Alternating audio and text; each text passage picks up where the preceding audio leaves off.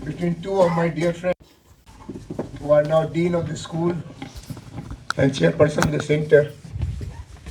I feel very happy and satisfied. The way I planned for my presentation this morning was slightly different. They have made it very personal. And I feel that they have given you a wrong picture, overrated me. This has been the way of JNU, dealing with students as if they are your own family members, dealing with subject as if it is your mission, and dealing with colleagues as if they are partners in progress. This has been the way we saw things happening in JNU in the 70s when I was a student, and much more from 25 years when I came here in 1990. It was a place which gave you limitless vision, dreams, ambitions, and as you can see in my narrative, you don't know where the village starts and world begins. And JNU has been one of the best places in the country to be identified with social science inquiry. Many of you who are sitting here, I met them in global places, Heidelberg, Berlin, Freiburg, Paris, London. And this was not because we had some special opportunity. It was in the nature of things. So the first thing and probably the last thing I have to tell you about my narrative, my experience is that if you are having a passion and a purpose, togetherness of passion and purpose will take you to places. It is a difficult time, but it is always a difficult time. To tell the truth to the power is not an easy thing. To be unconventional is much more complex. But that's where sociology helps you. I personally came to sociology after doing my graduation in sciences because I was born in a period where my generation was full of restlessness, lot of unrest. We were not happy with anything. Indira Gandhi Murdabad, Charan Singh Murdabad, Karpuri Thakur Murdabad. Change was also not welcome, and the status quo, of course, was not acceptable. And in that process, I thought that doing chemistry, BSc and MSc can wait. Let me do something better. And in the presence of Varanasi, I could find some material which was social science related. I was also born in a family which had social science background. So the two together, the family and the fraternity, gave me confidence to jump out of science bandwagon. See, in my time, I don't know how it is today. I think it's much more complex today. An intelligent student is one who does science, and a mediocre student is one who does arts, humanities, social science. I thought it's a big labeling, losing lot of respect. Oh, science छोड़ दिया, इसको गणित नहीं आता होगा, chemistry नहीं आता होगा, दिमाग से कमज़ोर है, क्या कर रहे हो, सोशियोलॉजी कर रहे हो, ये तो बस मैरिज, फैमिली, कास्ट, रिलीजन, यही तो सोशियोलॉजी है. So there was a lot of negativity about sociology in comparison with other social sciences, much more with social sciences in comparison to natural sciences. But then it was also a time of exploration, being unconventional, 70s, and that helped me.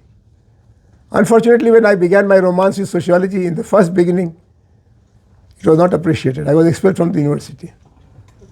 And I couldn't get time to study classes, take classes in the second year. Second year was totally dedicated to protest movement against the Vice Chancellor. I was more in Delhi than in Banaras. But still, when the compromise came, I was given opportunity along with all my friends to appear in the exam. It was so unfortunate that I turned out to be the topper of the batch. The Vice Chancellor who gave me expulsion letter had to give me gold medal because it was in the name of Vice Chancellor. So the convocation was cancelled. But that gold medal stood me in good light. When I came to JNU, a BHU gold medal was very useful.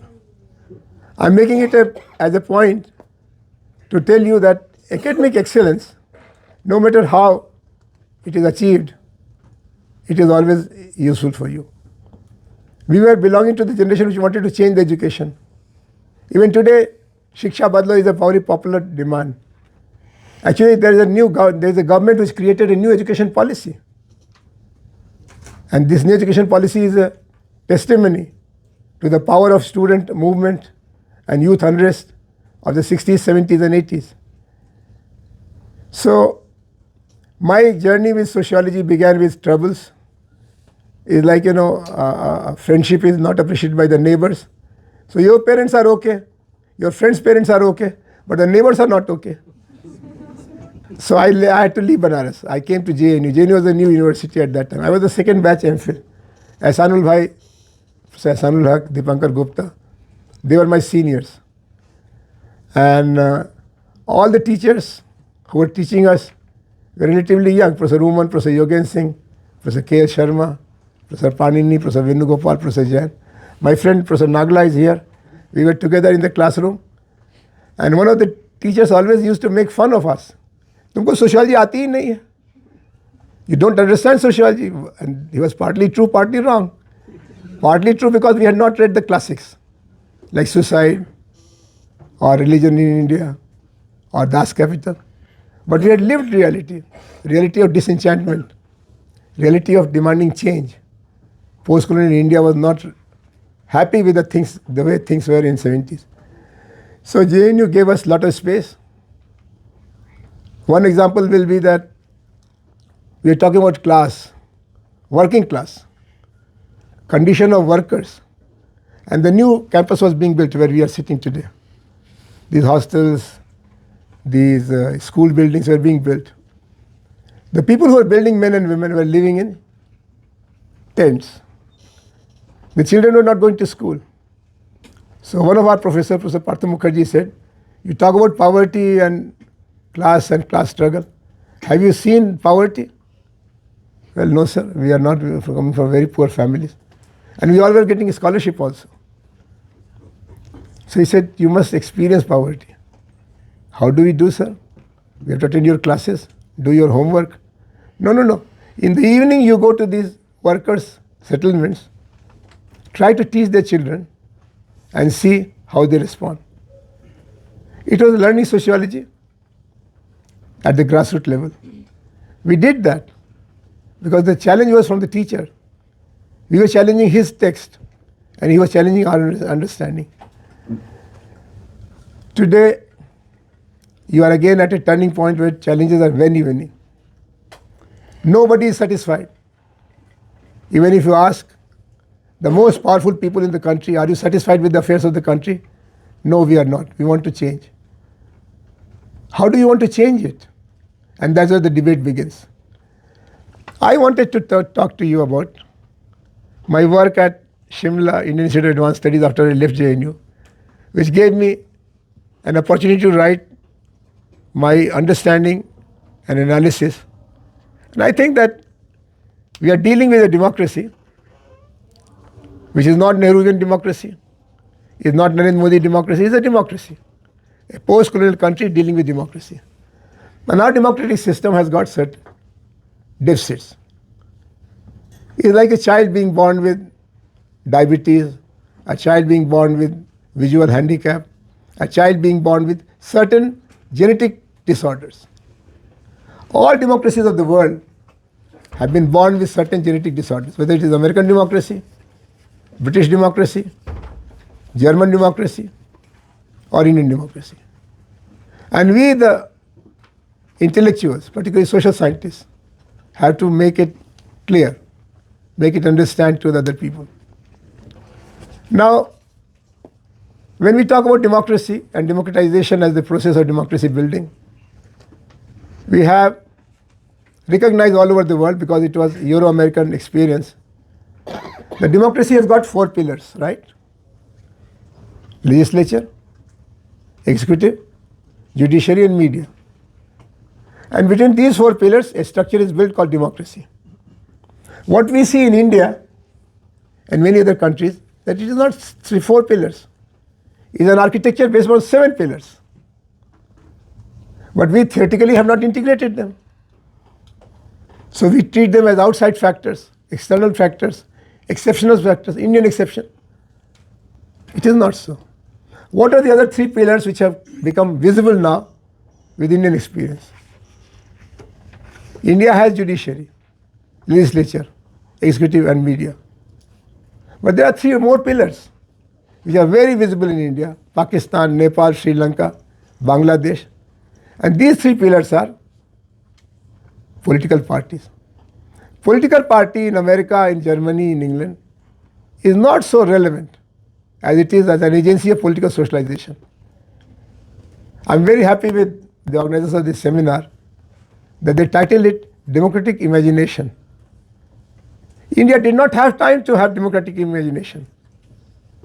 We are fighting for freedom. Freedom came at a cost, brutal partition, and then we had international isolation, international non-cooperation. Whether the Russians or the British or the Americans, they never forgave us that we demanded freedom from their benevolent system.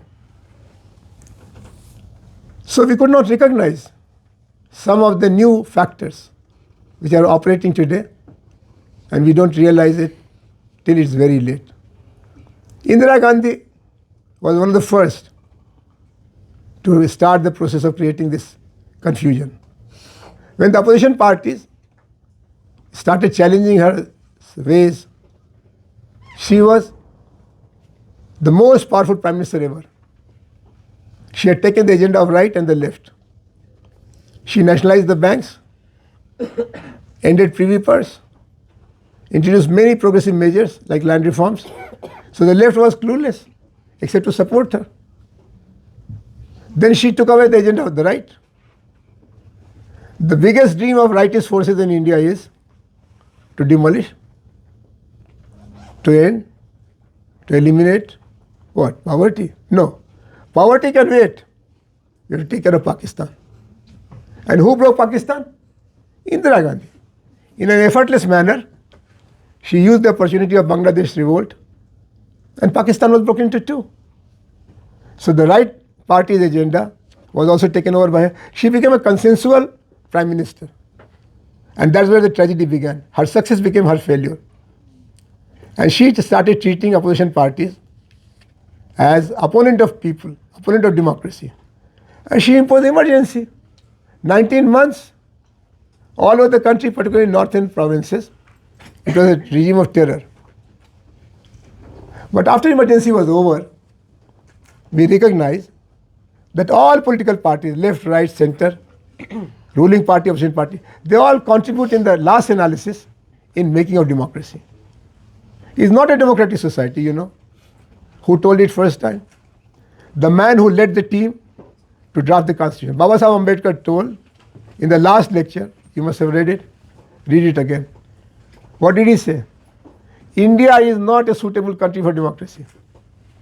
We have planted a sapling of democracy on the soil of political equality, one person, one vote. But unless we have social inequality addressed and economic inequality eliminated, democracy will not survive. It becomes much more clear today. You go to Chhattisgarh, you go to Telangana, you go to Jharkhand, you go to Odisha. Is democracy growing? You go to Kashmir. Is democracy growing? And no matter which government comes into power, which ideology comes into power, they'll do the same. Chhattisgarh had Congress chief minister. Then Chhattisgarh has BJP chief minister. Then Chhattisgarh had Congress chief minister. Now there's BJP government. But have they changed their attitude towards the tribals of Chhattisgarh? No. So that's where political parties make a very strong impact. Second pillar, which has been discovered in India and is now recognized all over the world, is the voluntary organization. इनको झोला वाले बोलते हैं. The voluntary organizations are working at a grassroots level. They have taken one agenda: women empowerment, gender justice, healthcare, child labor, old age people. One tiny problem in Indian democracy. But they are doing enormous service to innovate ways, methods, find a road whichever there is no road, a passage. And who is doing it? Bureaucrats, they don't know it. They can't do it. Yes, minister is their simple formula. Then who else? Political parties. उनको तो फुर्सत ही नहीं है. पहले चुनाव जीतना है, seat बचाना है, चाहे जो पार्टी हो। हमारे बहुत सारे दोस्त, I have many friends who are whole time politicians. Ask them how are you doing, बहुत बुरा हाल है भाई साहब। अरे you won the election with lakhs of votes, वही तो सिरदर्द है। They think that I am minister, they ask for job, they ask for transfer posting, they ask for changing the nature of complaint. The man has murdered, now it has to be converted into a मामूली झगड़ा, and if you don't do it तो आइएगा चुनाव में देखेंगे आप। So this is the tragedy of winners. Those who are ministers, they are in a much more difficult situation. साहब सारा काम तो वहाँ से होता है, कहाँ से होता है भाई? When Dr. Manmohan Singh was Prime Minister for 10 years, there was a parallel center, or rather real center of power in the residence of Sonia Gandhi ji. And today, it is PMO. So ministers are also helpless. कहते हैं दुनिया को लगता है कि हम minister हैं, हमारे कारण दुनिया चलेगी, हमारे तो कोई नहीं सुनता, हमारे चपरासी भी नहीं सुनता। But voluntary organizations, they live in their own world. Tiger बचाओ, टेहरी बचाओ, नर्मदा बचाओ। They think that if Narmada can be saved, Medha Patkar, we had invited Medha Patkar in the conference at Odisha, the Indian challenges will be solved. Similarly, those who think that if we save the tigers, biodiversity challenge will be over. Those who are looking at gender issues, they think the violence against women is the biggest tragedy of Indian democracy. As long as there is violence in the household, in public places, against women, there is no democracy. What kind of freedom, what kind of democracy, what kind of justice? Communal rights, minority. So they are singular in their focus, that's true. They don't have a holistic perspective, that is also true. But the problem they are tackling is problem of Indian democracy. And to the extent they are trying to solve it is a great contribution. So voluntary organizations. And the seventh pillar, agency, medium of democratization in our society is a very strange place. You may not recognize it because you are part of it. All the knowledge centers are contributing to democracy. Democratization of knowledge is an incomplete task. When India became free, we had only 17 universities. Only 17 universities. Today we have nearly 900 universities and 50,000 colleges. And still the demand for universities and colleges is not fulfilled. You look at the education achievements from the gender perspective, from the perspective of Dalits, scheduled tribe, poor people. They think that we have ignored the demands of these vital sections of our society. So, university centers, knowledge centers, research institutes, they are the seventh agency of democracy. Democracy of knowledge. Why governments are afraid of research centers?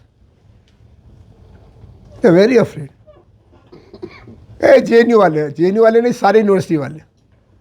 JNU तो एक बहाना है, जहाँ भी लड़का लड़की है, आज़ाद दिमाग का है, क्रिटिकल है, झंडा लेके नारा लगाता है, उससे डरते हैं।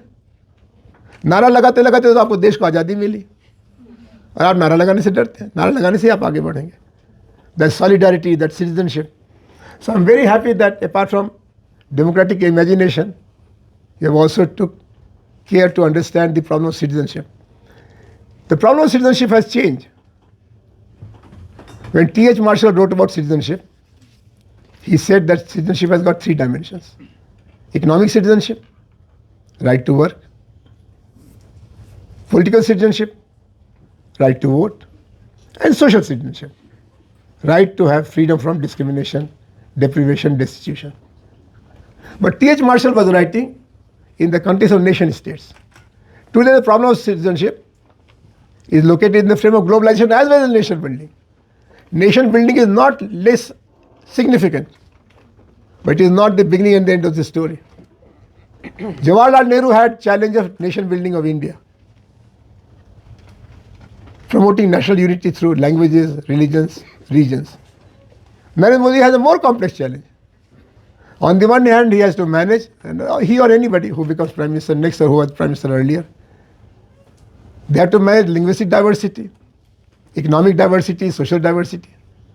They have to also manage the global forces. Jawaharlal Nehru ने तो बोला कि हमारा तो नॉन अलाइनमेंट है, न उद्धव कर लेना, न माधव कर देना, हम जाएंगे ही नहीं, न रूस के पास जाएंगे, न अमेरिका के पास जाएंगे। नरेंद्र मोदी को दोनों के पास जाना पड़ रहा। पहले बोला डोनाल्ड ट्रंप क्या आपकी बात ट्रंप सरकार, अब जाकर के वहाँ चीन के साथ बात करना पड़ा, और चीन ने आप पर हमला कर रखा है। These are compulsions of survival, to be और not to be. That's why my friends are very unhappy with my friend Jaishankar. Jaishankar was one of the best products. I have known him very personally. And I like his style. He speaks like a no-nonsense foreign minister. But his problems are too many. Who could predict Bangladesh? Who could predict Nepal? And if there is a wrong happening in Nepal or Bangladesh, you blame Indian Foreign Office. Because like a CIA, anything going wrong in India in Indira Gandhi's time was CIA. Today, anything going wrong in South Asian countries is India. India is the biggest donor, India is the biggest helper, but India is also the biggest villain. So these truths are revealed by students, their research projects, their books, their discussions, their class lectures. I have lived here for 25 years. And for me, the temperature of the country was visible when you look at the dining hall. रात में किस सवाल पर कौन सा भाषण दे रहे हैं, लड़के किस बात को सुनना चाहते हैं, किस बात को ताली बजा रहे हैं, किस बात को निंदा कर रहे हैं. And from the university campuses, the idea will go to the larger masses, public sphere. That way you are all public intellectuals. Not long ago, but yes, 10, 12 years ago, my friend,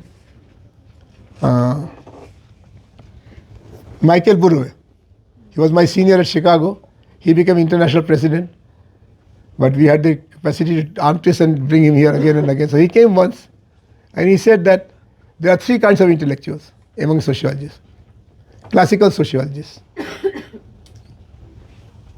policy analysts, and public intellectuals. Anand Kumar, तुम तो public intellectual हो. I felt complimented. But in a way, those who cannot do classical sociology, those who cannot do public policy analysis, they'll do public sociology. ऐसा नहीं है. They are not the new Shudras. They are the indispensable part of being sociologists.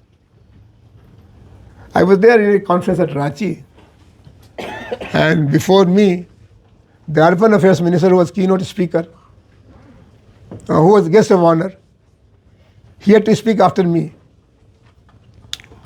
But he spoke before me. Like, all programs, all VIPs are in a hurry. And they have to leave as soon as they come. Jaldi jana, jaldi jana, jaldi jana. So I said, I have no problem, let him. This is a sociology conference, इनको आ गए चले गए, खत्म करो. हम आपस में बात करेंगे आराम से. But he gave a very important criticism. He said, I am not a PhD. I could not afford to study after MA. I entered into politics. He was Urban Affairs Minister. He was elected from local Ranchi seat. And he said that all of you are at least PhD, because all of them were university professors and teachers. I'm not, so there is a knowledge gap of at least 5 years between you and me. So what I'm going to tell you, don't take it as an offense.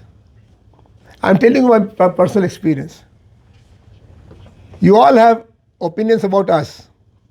हमारी राय में ऐसा होना चाहिए, हमारी राय में ऐसा नहीं होना चाहिए. आप जो राय बहादुर लोग हैं, हम लोग कुछ काम की बात भी बताया करिए. हमारी सरकार 5 साल के लिए बनती है. शुरू का 6 महीना सरकार समझने में लगता है, आखिरी के 6 महीने हमारा कोई सुनता ही नहीं. कब तो चुनाव आ रहा है, जब देखा जाएगा जो होगा, कोई काम बंद है. तो 4 साल के लिए हमारे पास सरकार है, और आपका मिनिमम PhD प्रोजेक्ट भी 4 साल 5 साल लगता है. तो आप जब तक हमको लिख के देंगे इस प्रॉब्लम का क्या कारण है, इसका क्या सोल्यूशन है, हमारी तो कैपेसिटी खत्म हो जाएगी. Take less time and give us more pragmatic solutions. Now that's where public sociology is so relevant. We have great opportunity. Because when politicians know everything, the intellectuals are not needed. When we at the time of Jawaharlal Nehru, Mohandas Karamchand Gandhi, Baba Saheb Ambedkar, अब उनसे ज़्यादा पढ़ा लिखा कौन आ गया? उनको किसको सुनने की ज़रूरत है? But when you have mediocres as leading the country, whether here or there, this party or that party, then intellectuals have a chance. अरे आपने तो पढ़ रखा, हमने तो पढ़ा तो खाली नाम सुना था, खाली फोटो का मूर्ति लगा के पूजा करते हैं. आप बताइए ना इसमें क्या कहा था बाबा साहब ने या गांधी जी ने या मार्क्स ने या लेनिन ने या माओ ने. So this is a great time for all of us, and I propose this issue to be discussed very seriously. Because if we are not relevant, then we become one of the classical languages. There is an advertisement in Calcutta University these days to apply for a particular language course in MA. To run that course, you need 10 students. And they are not able to get 10 students in that course. I'll not tell you the language, and if you want to know, I'll tell you personally. It's very offensive. In a country like India, that subject has become so unpopular because there is no job. Even if I do MA with gold medal, who will give me a job? So nobody is coming to that department. And that department is about to close. Same can happen with us also. If you are connected with society, then we are relevant. Our solution may not be 100% perfect, but at least we are trying. We are not like philosophy. I like philosophy. Philosophy is mother of most of the disciplines. But the philosopher is not related with present day challenges. जीवन क्या है, मृत्यु क्या है, साधना क्या है, परमात्मा क्या है, इसी में लगे हुए हैं. रोटी क्या है, रोजगार क्या है, भ्रष्टाचार क्या है, इसके बारे में कोई जवाब नहीं है आपके पास. तो फिलॉसफी को कम लोग पढ़ते हैं. यहाँ पे फिलॉसफी स्कूल सेंटर बनाने बड़ा टाइम लगा. क्या ज़रूरत है इसको अलग से पढ़ाने की? कौन पढ़ने आएगा? तो हम लोग कहा नहीं पढ़ने दीजिए, बहुत इसमें अभी खजाना छिपा है, पता नहीं है लोगों को. Young friends in sociology, there are departments which are running on subsidy earned by other sisters. जैसे घर में 2 भाई है, 2 बहनें हैं, एक लायक है, एक उतना लायक नहीं है, लेकिन चूँकि परिवार है, so the money being collected in the family fund is unevenly contributed. Number of departments of sociology are now being subsidized by Department of Social Work. Social work is a self-paid course. People want to take the course. ये तो थे Tata institute में. ज़्यादा फर्क नहीं है. That is applied sociology. That's all. But there is a branding. MSW करोगे टाटा क्या नौकरी मिलेगी, अंबानी क्या मिलेगी, अडानी क्या मिलेगी. सोशियोलॉजी पढ़ोगे तो JNU में भी नौकरी नहीं मिलेगी, क्योंकि आप हर जगह क्वेश्चन लगाओगे. Why it is so? I don't agree with it. तो भाई ऐसे आदमी को कौन नौकर रखा है, कौन कर्मचारी रखेगा? जो जी हाँ बोलेगा उसी को रखेंगे. So there is a sense of urgency to get connected with wider processes, get connected with theory building. And there are 3 areas where theories are needed. But all theories are dead. They are counterproductive. They are producing bad results. One is the theory of decolonization. Decolonization is taking us towards the past. Decolonization is not past worship. Decolonization is certainly correcting the mistake of ignoring the past. But decolonization is a project into future. Second challenge is about modernization. What is modernization? And how to deal with pathology of modernization. परिवार टूट रहा है, क्यों? ऐसा modern हो गए. कोई किसी का ख्याल नहीं करता, सब सेल्फिश हो, क्यों? मॉडर्न हो गए. Modernisation has become the punching bag about social pathology. It is not so.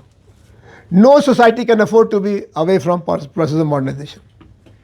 But you have to have its own permutation and combination. Which society needs what kind of modernization? How much modernization? In economy, in polity, in culture? It will be decided by the people themselves. That is Swaraj. So modernization theories are to be visited again. And I don't know whether Professor Srinivas himself or Professor Yogen Singh himself would have said that close your eyes and ears and only read my books. No. You are his student. I'm very happy to join all of you this afternoon. And this reminds me of our felicitation of Professor Yogen exactly after he turned 75. On the one side was Professor Modi, on the other side was me, and all of you, all these faculty members are there to celebrate his work on modernization. But he said this work was written for students of Canada, and you make it such a big deal. I appreciate your respect for my work, but I want you to read more, go beyond me. So this is where a scholar will lead you. Don't stay with me. Get on my shoulder, but look beyond me. So theory of modernization. And third is the baby which is not wanted by anybody and still is there. Is the bull in the China shop. Globalization. There was a period of globalization. Then came a period of deglobalization. The biggest promoter of globalization was the United States of America. And the President of America is saying that I have only one project. Make America great again. So our leader went there. He said, it's a very good project, but please add one more project here. Make India great also. There's economic nationalism coming back. There's globalization coexisting with economic nationalism. And we have to have a new theory, new theoretical framework. I'm very happy that Professor Vivek Kumar mentioned the interviews we had with Professor Wallerstein and Professor T.K. Homan.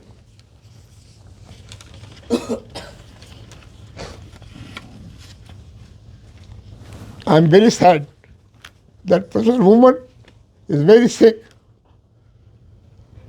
He has become totally dependent on medicine and nurses. But the man had many ideas, many pointers towards future. He was one of the best theory builders in our center.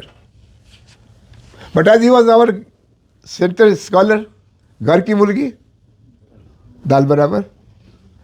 So we said, उमन साहब ने लिखा है कोई बात नहीं. उमन साहब also had a problem.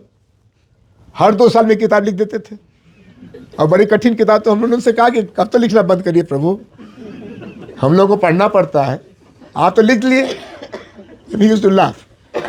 He said, the day I stop writing, I am dead. So that is the message for all of us. When we come to the classroom, we come with certain ideas, understanding, concepts, theories. But when we go out of the classroom, we have received questions, confusions, suggestions from us. So every classroom experience is a very creative experience. And I feel very obliged to these, some of the best students, young men and women, who came from all over the country, from Kashmir to Kerala, and from Manipur to Gujarat, to a place like JNU. And every batch had a distinct contribution in our growing up. And today, the door is open. Politics is being vilified. I am from that generation which tried to create a critical perspective on politics. But now I think that we have overdone it. Every problem should not be put at the doorstep of politician. There are other sources also which are creating problem. And they should be recognized.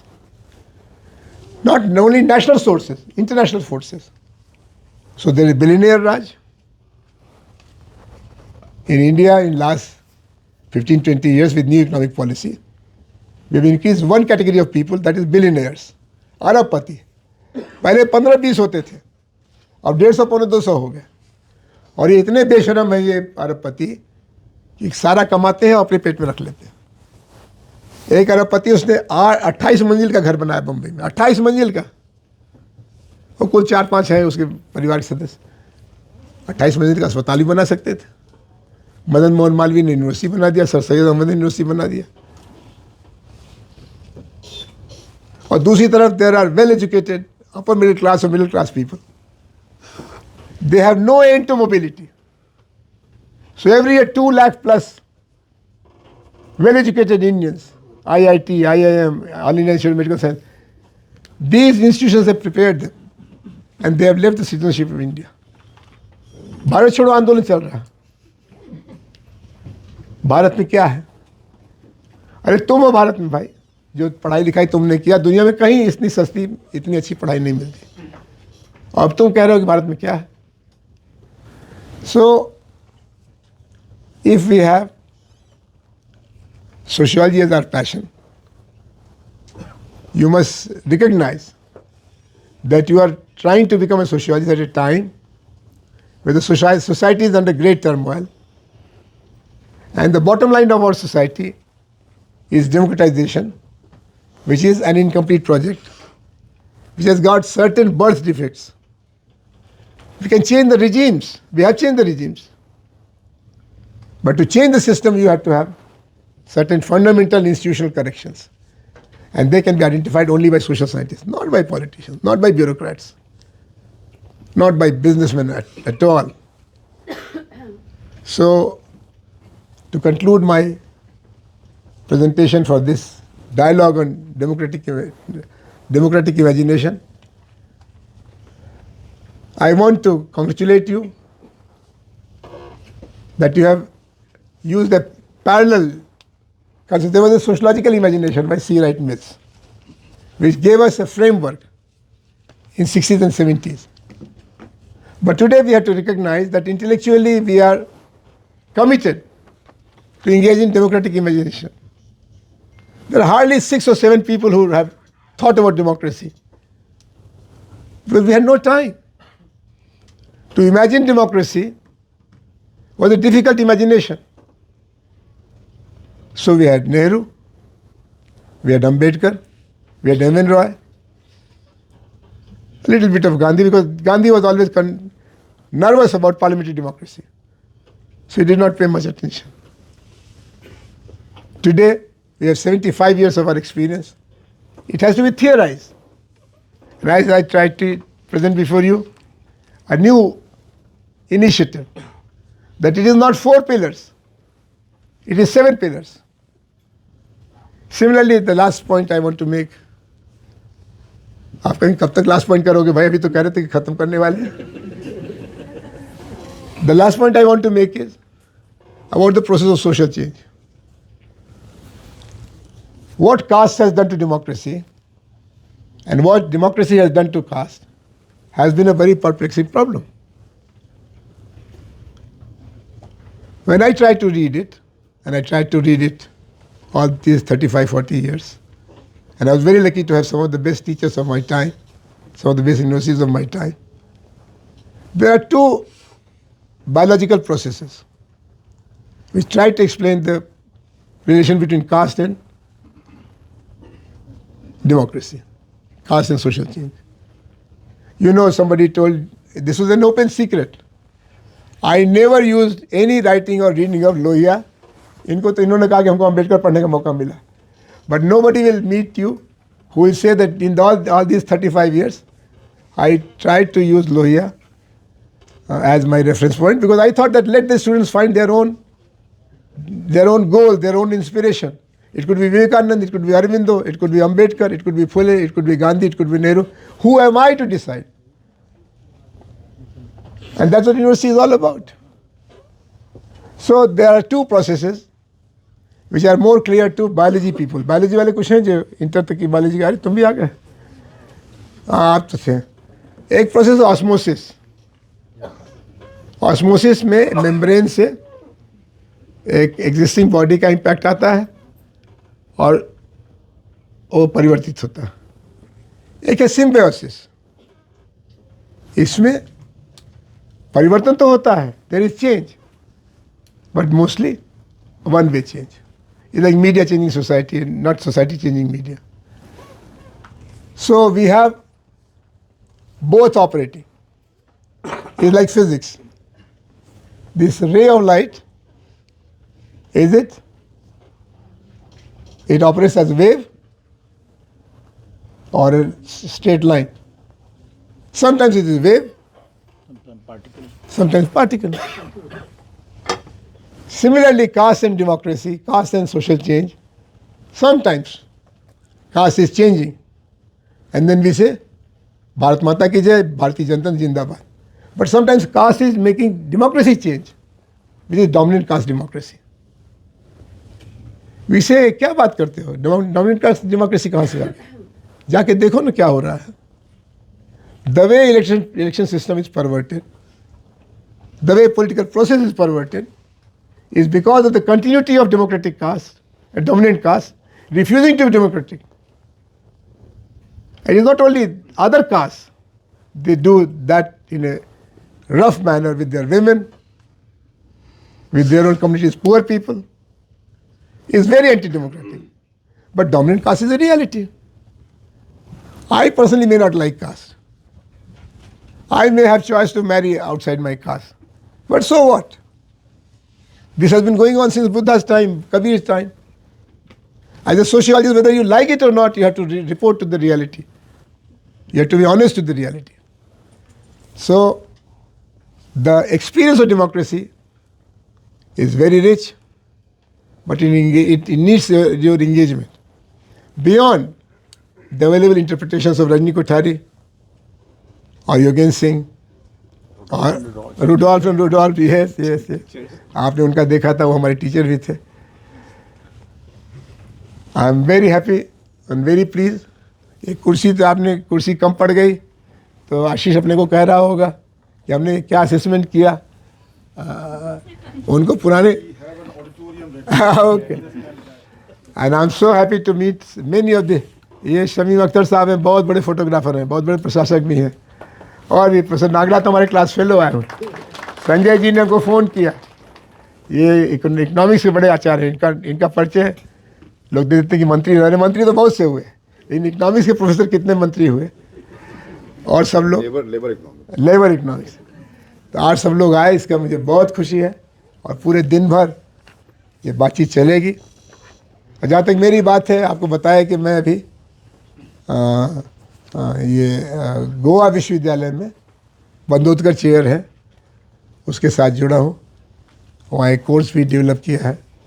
लेकिन activity तो जारी रहेगी। Sociological society है, Delhi sociology society है, और भी चीज़ें हैं। तो हमारा आपका रिश्ता और मजबूत होगा। जो नए लोग हैं उनको थोड़ा सा वेटेज रहेगा, क्योंकि पुराने लोगों ने तो काफ़ी समय ले लिया है और अच्छा कर भी रहे हैं। आई am so happy that one of my very favourite student is a dean, another one is chairperson. इससे अच्छा आप क्या हो सकता है?